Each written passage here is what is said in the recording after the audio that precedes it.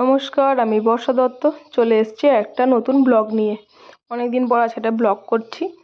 আমি আজকে এসেছি মায়ের বাড়িতেই, মায়ের আজকে জন্মদিন, সেই জন্য এসে দেখো সব রান্না বান্না সব প্রিপারেশন চলছে।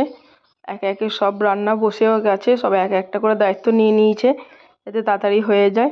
এই যে ভাজাভুজি হচ্ছে, ভাজাভুজিগুলো বড় মাইমা করছে, এখানে ছোটো মাইমা আর কিছু বাকি ছিল পেঁয়াজ এসব কাটা, সেগুলো কাটাকুটি করছে। আর এখানে কাটলেটগুলো বোন বানাচ্ছে। এখানে চা একটু খেয়ে নিলাম কাজের ফাঁকে। আর এই যে সয়াবিন ম্যারিনেট করতে দেওয়া আছে, এটা আমি করব। এই যে ভাজাভুজিগুলো অলরেডি হয়ে গেছে। আর এদিকে আমি সয়াবিনের পকোড়াগুলো ভাজতে দিয়ে দিয়েছি। আর এইদিকে টমেটো চাটনি হবে, চাটনিটা বসিয়ে দিয়েছে, চাটনিটা মাইমা করছে। এই যে এখানে পকোড়াগুলো অলরেডি কিছু ভাজা হয়ে গেছে আর কিছু ভাজা হচ্ছে। আর এদিকে টমেটোটাও হচ্ছে।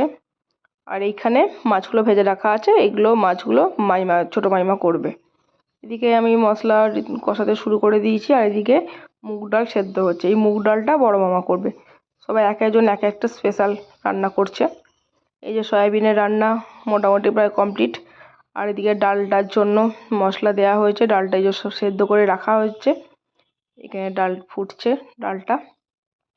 আর এদিকে বোন কাটলেটটা অলরেডি ভাজতে শুরু করে দিয়েছে, কারণ এবার মাকে খেতে দেওয়া হবে, ওই জন্য খাওয়ার আগে কাটলেটটা ভেজে নিচ্ছে। এই যে মাকে সমস্ত সাজিয়ে আমি আর বোন দুজনে সাজিয়ে দিয়েছি। এবার মা খাবে না বলছে, বললাম তো তুমি শুরু করো, তারপর তুলে নেওয়া হবে।